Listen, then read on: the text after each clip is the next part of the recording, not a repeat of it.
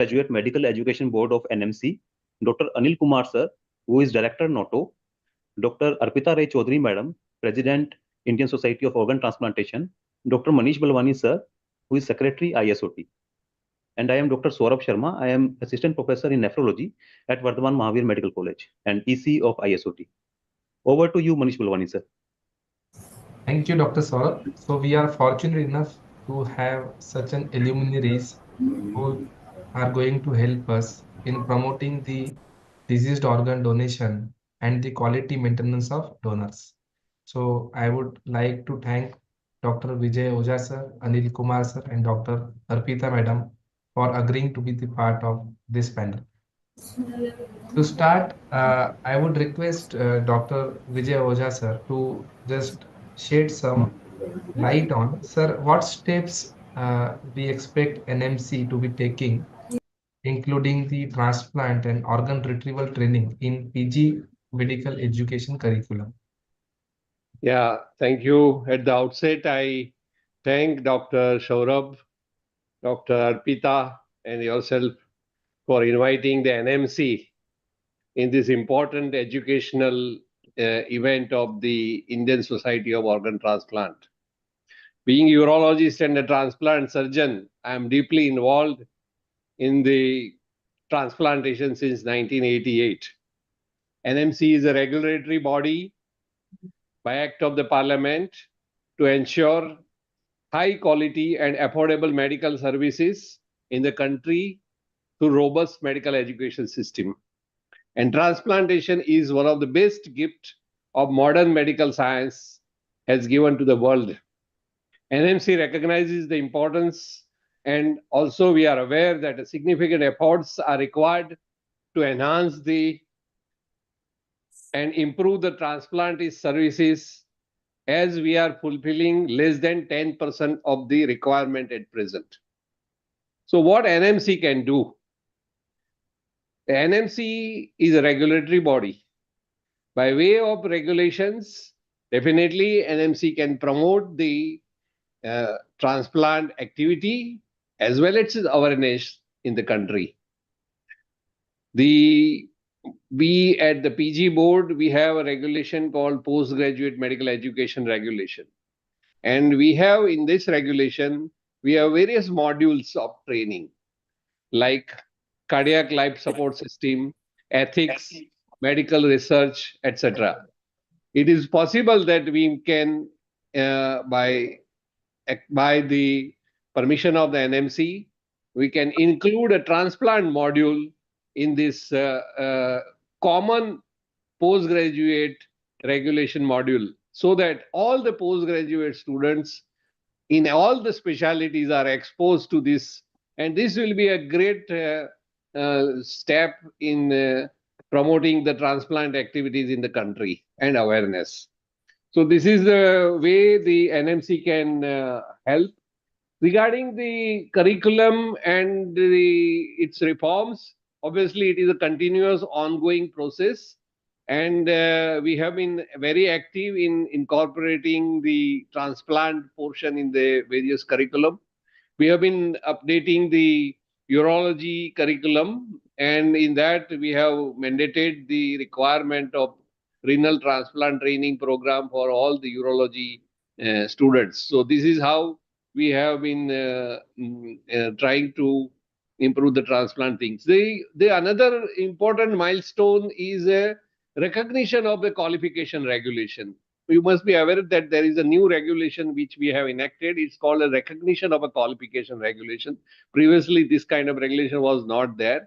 So by that regulation, it has become easy for anyone to start a newer specialty.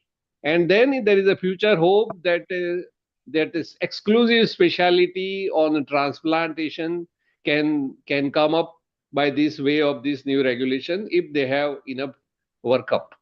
Similarly, by the same regulation, the postdoctoral certificate courses which were not considered as a recognized qualification are now considered as a recognized qualification. So postdoctoral certificate courses in transplant immunology, transplant nephropathology, etc., can be added, considered it is by this regulation. There is an added advantage of this pursuing this kind of a courses. So these are the few things which NMC can definitely do in promoting the transplant activities. Thank you. Thank you, sir. We look forward to such initiatives, and we are very hopeful. Now we have Dr. Anil Kumar, sir, Director NOTTO.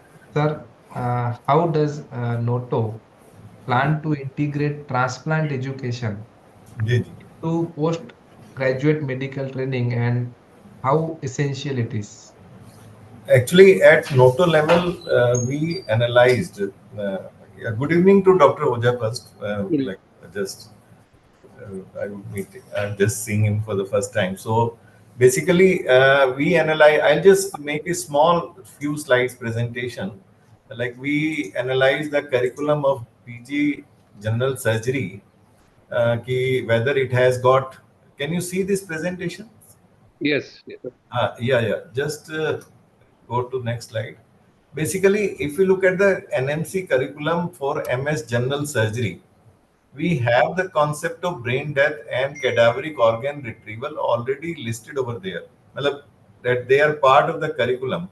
So, but I don't know how many of these PG General Surgery students they are carrying out organ retrieval, or whether they are being assessed on these parameters, whether they know these two concepts very well, brain death as well as diseased organ, donor retrieval, organ retrieval. So next, please. Then we also have in the curriculum basic principles, including cadaver donation, uh, under the organ transplantation head, basic principles including cadaver donation, related human organ transplant acts, ethical and medical legal aspects. So that is also part of the curriculum. Next, please.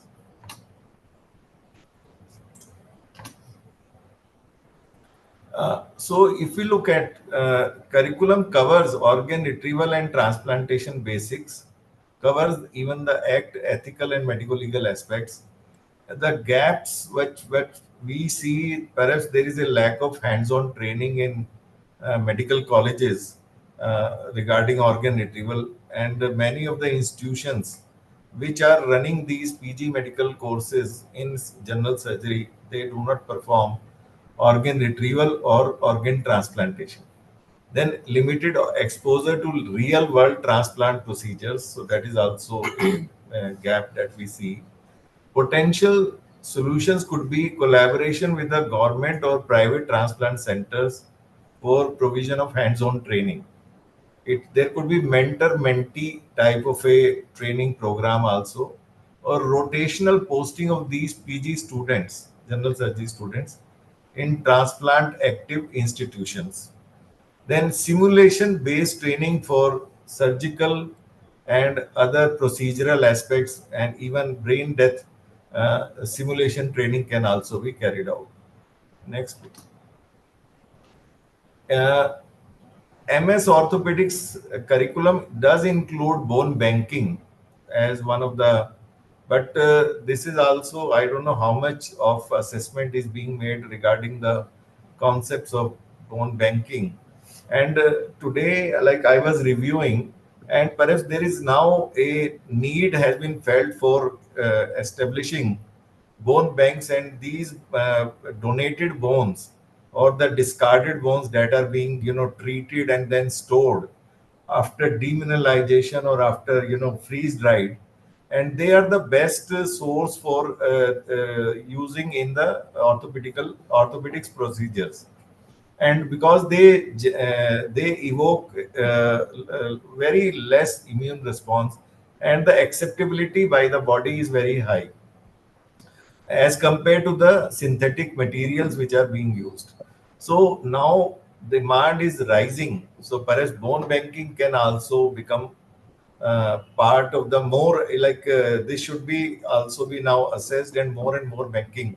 And moreover, these bones can be utilized in other departments of dental surgery, also in the department of neurosurgery, spine surgeons particularly, and there are certain other specialties, onco specialists, oncosurgery department. They can also utilize these bones which are stored in through the banks.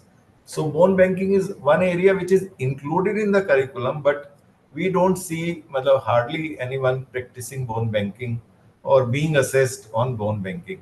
Next, please. बाद में आना भाई. Yeah, then we have a concept like counseling of relatives regarding, for organ donation in case of brainstem death. That is also included. Next. So MS orthopedics, we see curriculum covers bone banking and deceased brainstem organ donor donation, but no mention of bone retrieval protocols or limited guidance on cadaveric bone harvesting procedures, lack of hands-on training in bone grafting, and potential solutions could be like including the bone retrieval techniques in curriculum, hands-on training via the cadaver labs and transplant centers, collaboration with tissue banks for clinical exposure.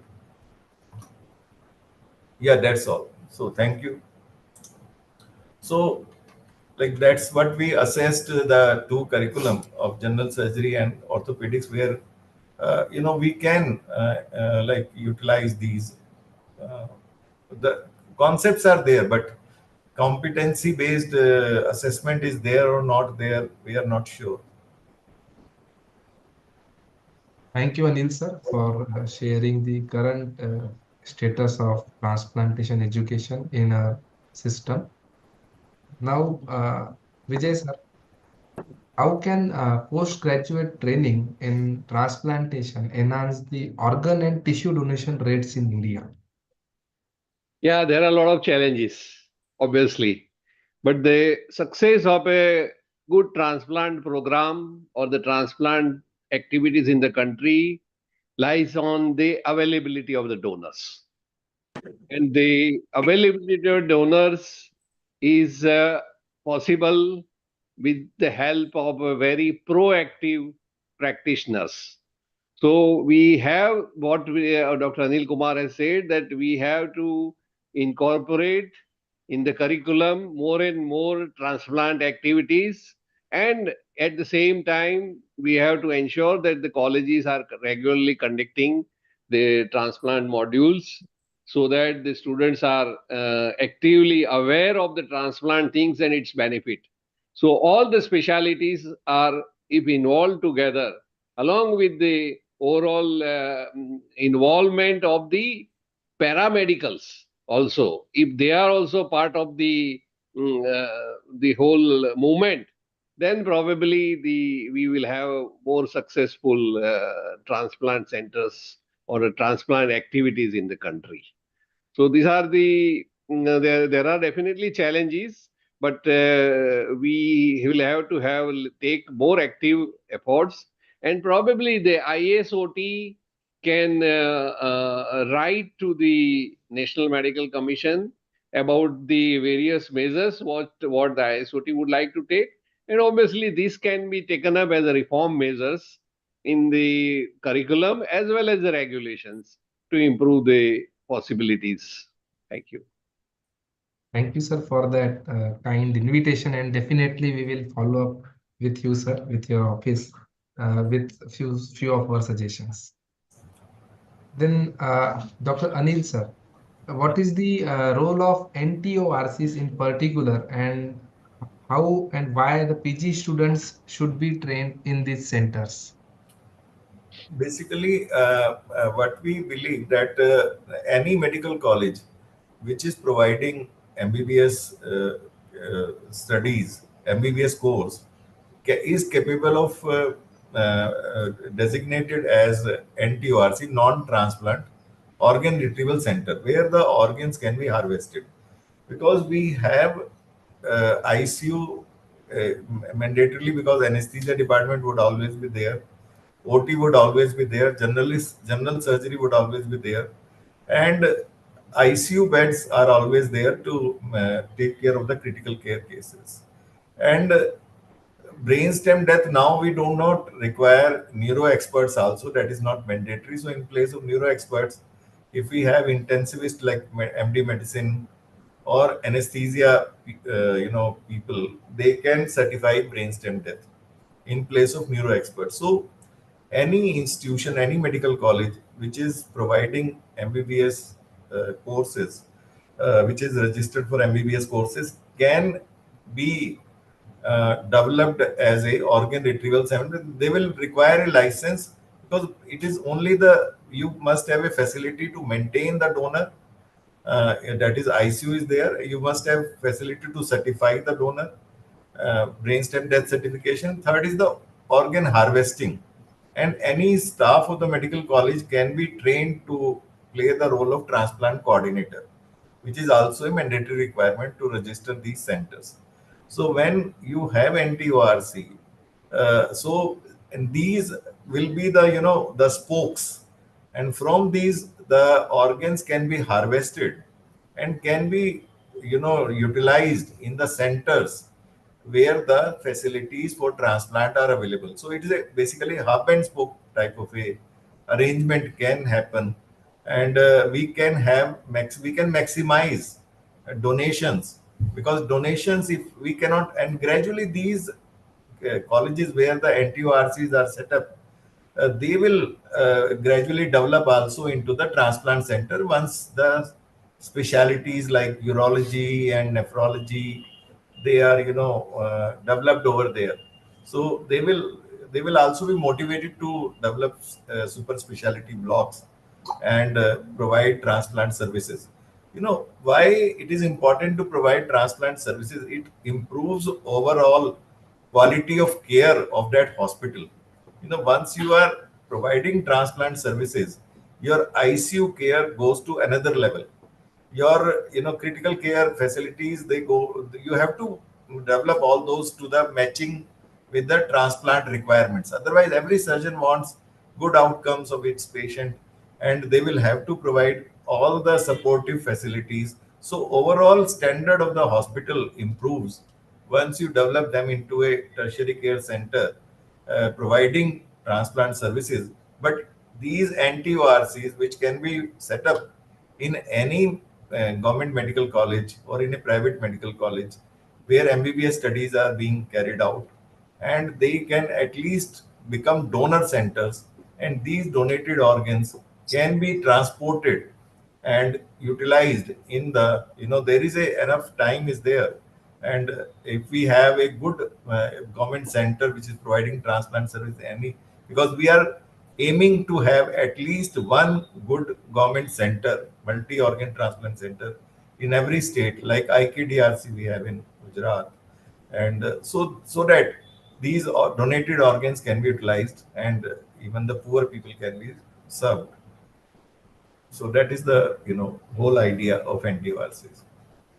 Thank you, sir.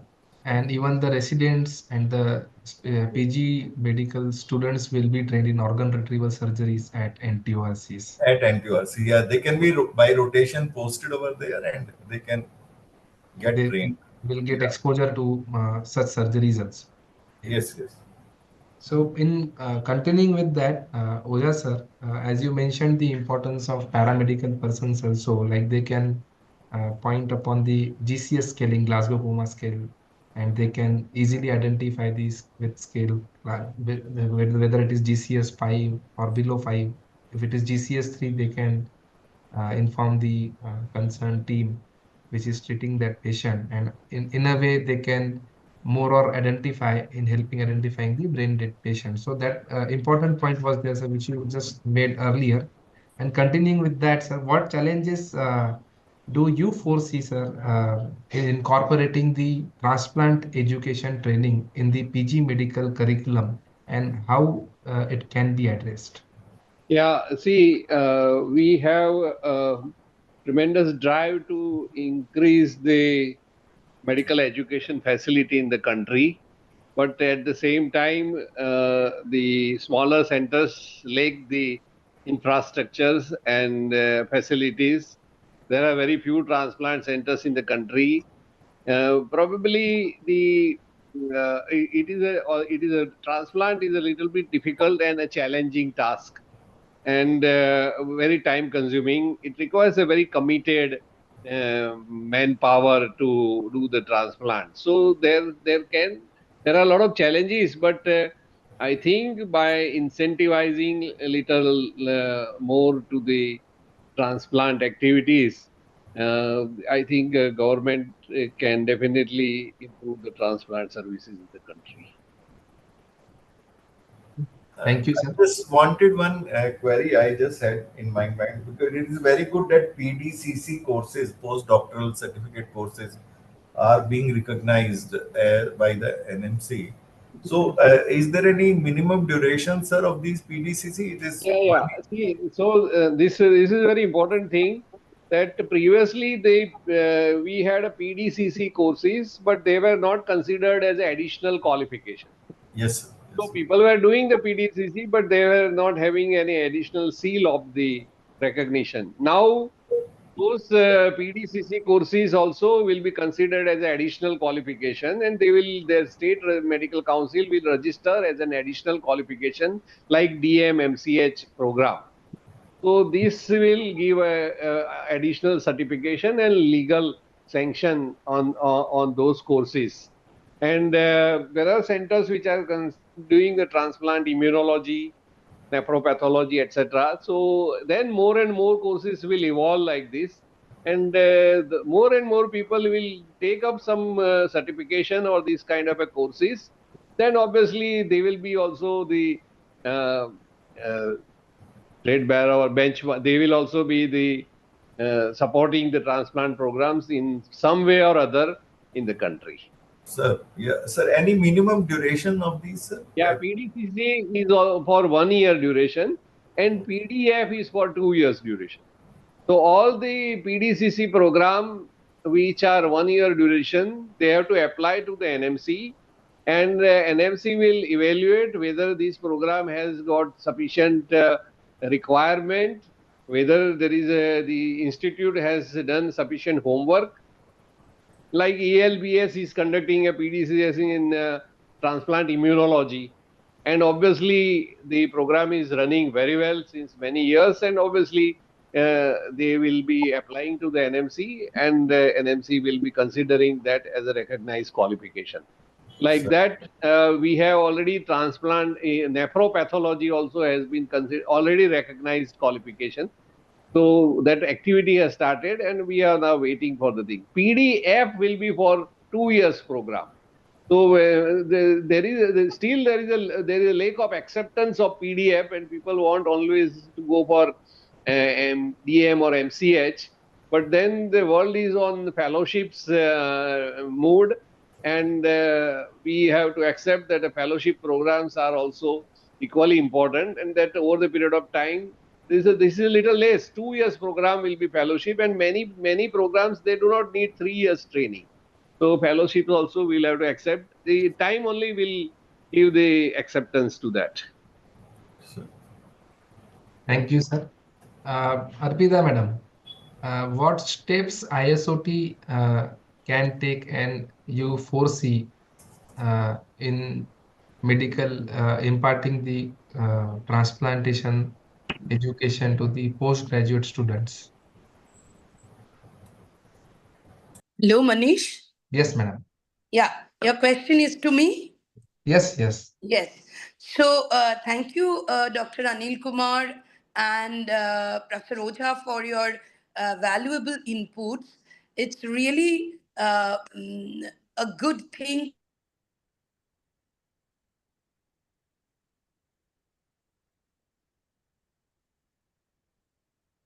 Madam, you are not audible. I think ma'am has just lost the connection, so we will get back to her as she joins back when her connection is good. So, Anil Kumar, sir, we would like to understand from you. Arpita madam is back, sir.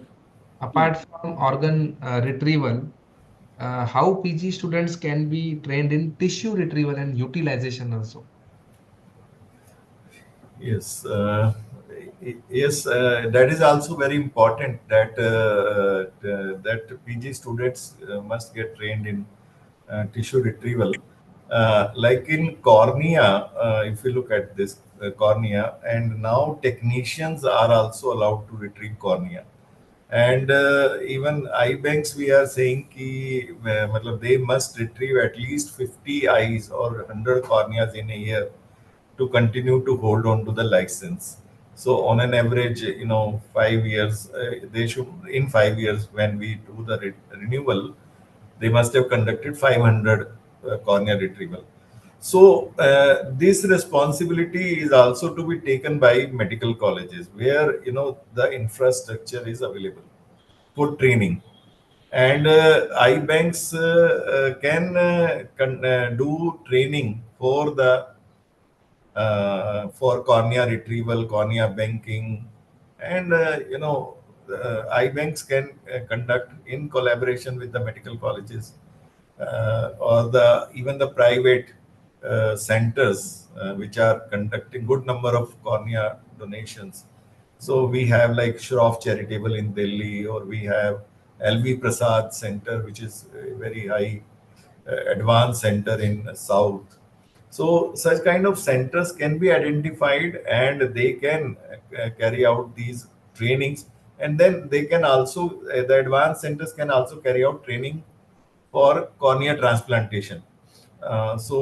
Which is a 3 months PG, post PG training, which is also a requirement of the law. So trainings are mandatory, and the responsibility has to be taken by medical colleges only. And or the instead of there are independent eye banks also, but I will say ki instead of independent eye banks, if the training is conducted in a government medical college where the facilities are there, so that is the best. And then we can have training through the cadavers. This is cadavers basically where we have cadaver retrieval workshops. Like it is being conducted in our regional organization at Mumbai. Then there are certain private initiatives also which are conducting cadaver retrieval workshops, where not only organ, they also train in tissue retrieval. And tissue retrieval does not require tissue retrieval, basically center does not require a license under the Transplant Act. Banking and transplantation requires license under the Transplant Act, but tissue retrieval can be done without license also. And so such trainings, can be taken up by the medical colleges preferably, and also during the cadaver retrieval workshops or advanced, well-recognized centers like LV Prasad or Arvinda Eye Hospital, like those. Thank you, sir. Arpita, madam. Yeah. Yeah, can you please just continue with the same? Yeah. So, what I have looked at the student surveys that had come up and had saw that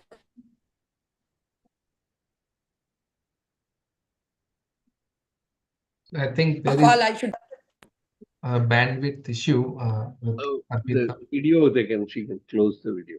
Yeah. And if you can switch off the video, then I think Okay, the okay, okay, bandwidth is low, madam. okay. Yeah.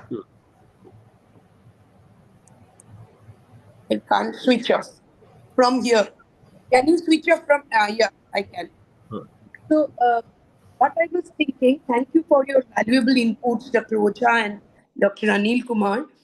What I was thinking that whenever I have gone through a student survey or have read a student survey or myself done, then I have seen that they have heard the word transplantation, but the main weakness, very poor understanding about the brain death awareness, about the biobanking awareness.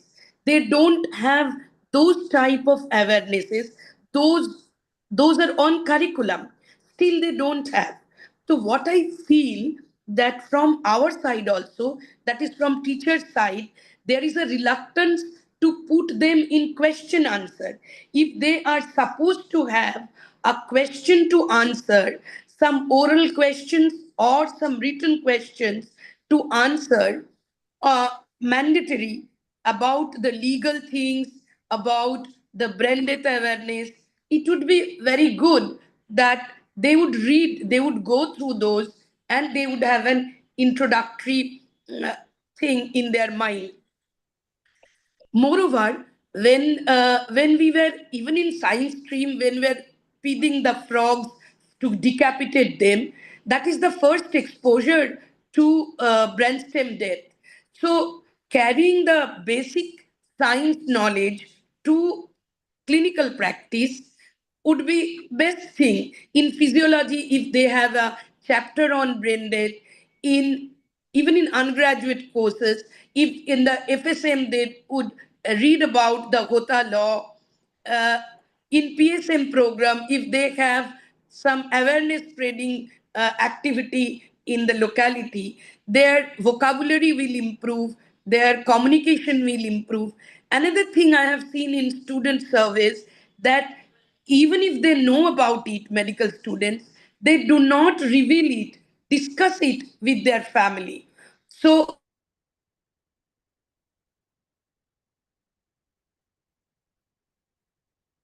Yeah. practice, that is a uh, bridging of the theory and practical. They go to the community. If they also do some practice dialogues, I think this would be immensely helping in practically implementing the course.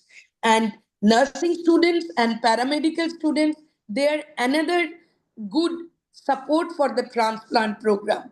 NTORCs and looking at the retrieval process practice there is a very good suggestion that ISOT is putting forward for long times. Thank you, sir, for your valuable comments and also allowing us to put our recommendations to your good self so that we can get them granted uh, as a reform measure in the curriculum. Sure, sure. Thank you, Arpita madam. So I think with the vision of Dr. Oza sir, Anil Kumar sir, we will be having the more inclusion of transplant related education in the PG medical education, both physicians and surgical aspects, physical Yes. from the physician point of view who are running the ICUs, be they are maybe they may be any physicians like intensivist, physicians, pulmonologists, or any surgeons who are running the ICU, so that we can see the more increased diseased organ donation in India. So with that note, I would like to thank again Dr. Oza sir, Dr. Anil Kumar sir, Arpita madam, and Dr. Saurabh for participating in this important panel discussion. Thank you, Thank you, sir. Manish, for planning this meeting. We are really enriched by inputs from Professor Oza and Dr. Anil Kumar. Thank Thank you. you, Thank you Professor very much. Oza and Yeah, Dr. Anil definitely. Kumar, for taking out your valuable time. Thank you, ma'am. Thank you, Manish, Dr. Manish, and it's a really uh, heartening to see that if we can take it forward and we can improve our curriculum to increase donations as well as transplantation in the country. Thank you, sir. Thank you. Good day, sir. Good day. Okay. Disconnect. Thank you, sir. Thank you. It was good Okay. discussion.